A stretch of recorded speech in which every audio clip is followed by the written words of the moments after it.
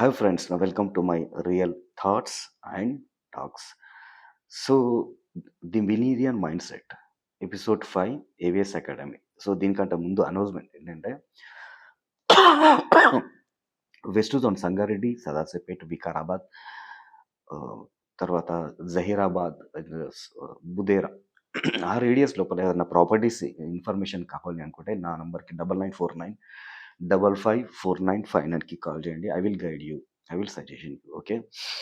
So, the billionaire mind సెట్‌లో rich people యొక్క ఆలోచనలు ఏ విధంగా ఉంటున్నాయి, తర్వాత మిడిల్ క్లాస్, తర్వాత బిలో మిడిల్ క్లాస్ యొక్క ఫ్యామిలీస్ యొక్క ఆలోచనలు ఎట్లా ఉంటున్నాయి అనేటువంటిది టాపిక్‌తో మనం ముందుకెళ్తున్నాం.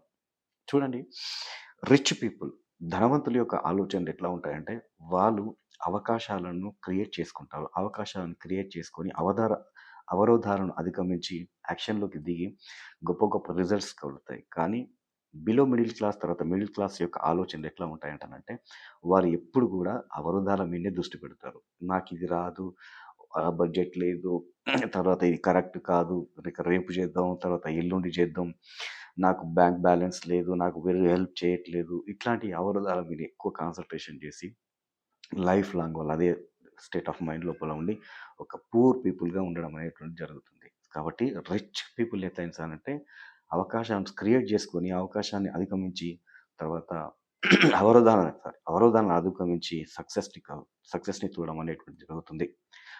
రెండో పాయింట్ ఇక్కడ ఏంది అంటానంటే, బిలో మిడిల్ క్లాస్, తర్వాత మిడిల్ క్లాస్ థ్రెట్స్ ఉంటాయి. ఓడిపోతామేమో అనేటువంటి భయంతో అసలు యాక్షన్‌లు తీసుకోరండి. గోల్స్ ఎన్ని ఉన్నప్పటికి కూడా అది ఫెయిల్ అవుతామేమో అనేటువంటి ఒక భయం అనేటువంటిది వాళ్ళ లోపల ఫీడ్ అవుతుంది. సో, అట్లాంటి మైండ్ సెట్ అనేటువంటిది కరెక్ట్ కాదు. అట్లాంటి మైండ్ సెట్ ఉంటే 100% ఆ వ్యక్తి ధనవంతుడు కాలేదు.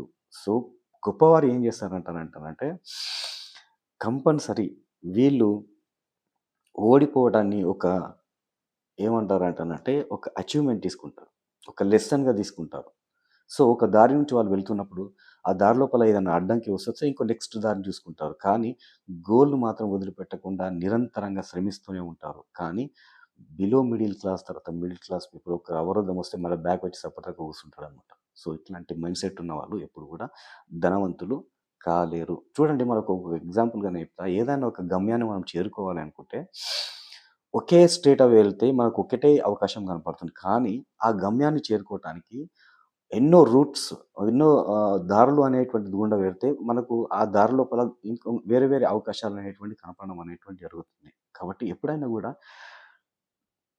పోయే కొద్దీ అంటే గొర్రెలు అంటారు గదా! గొర్రెలు ఒకే దారిలో పోతా ఉంటుంటే ఆ గొర్రె వెనక మనం గొర్రెలు పోతున్నట్టు అట్లా ఒక గొర్రెలు కాకుండా వేరే దారిలో వెళ్తే ఒక డిఫరెంట్ అవకాశాలు అనేటువంటిది రావడం అనేటువంటిది జరుగుతుంది అనేటువంటిది ఇక్కడ మనం చెప్పుకోవచ్చు. కాబట్టి think different and go different అనేటువంటిది ఇక్కడ ఇంపార్టెంట్. సో, రిచ్ మైండ్ పీపుల్‌కి యొక్క డిఫరెంట్‌గా చేయడం, డిఫరెంట్‌గా యాక్షన్ చేయడం, డిఫరెంట్ రిజల్ట్స్ చేయడం అనేటువంటిది మనం చెప్పుకోవచ్చు. సో, పూర్ పీపుల్స్‌కి వాళ్ళు భయపడతాము, ఓడిపోతాం అనేటువంటి ఆ యొక్క ఓడిపోతామేమో అనేటువంటిది భయంతో వారు ఆ పని చేయకుండా ఉండడం అనేటువంటిది జరుగుతుంది. So, this is the key points అనేటువంటివి చూసుకున్నాం. సో, ఇంకొక పాయింట్ మనం ఇక్కడ ఏం చెప్పుకుంటున్నాం అంటే, నిర్ణయాలు తీసుకోవటానికి కూడా పూర్ పీపుల్ అంటే పూర్ మైండ్ సెట్ ఉన్నటువంటి పీపుల్ మనకు ఎక్కువ భయపడుతూ ఉంటారు. ఏదైనా ఒక డెసిషన్ తీసుకోవాలి అంటే దాని గురించి ఒక ఓవర్ థింకింగ్ అనేటువంటిది చేయడం అనేటువంటిది జరుగుతుంది. కరెక్ట్ డెసిషన్ తీసుకోవాలి అనుకుంటే పదే ఆలోచించుకుంటూ ప్రొకాస్టినేషన్‌లోకి వెళ్ళడం అనేటువంటిది జరుగుతుంది. సో, అట్లాంటి ఆలోచనలు ఉంటే కూడా దే ఆర్ నాట్ అంటే పూర్ రిచ్ అనేటువంటివి కాదు అని చెప్పుకోవచ్చు. నెక్స్ట్ ఏంటంటే, ఏదైనా ఒక వ్యక్తి గొప్ప వ్యక్తి కావాలి అనుకుంటే, ఫర్ ఎగ్జాంపుల్ ఒక ఫుట్‌బాల్ ఆడుతున్నాడు.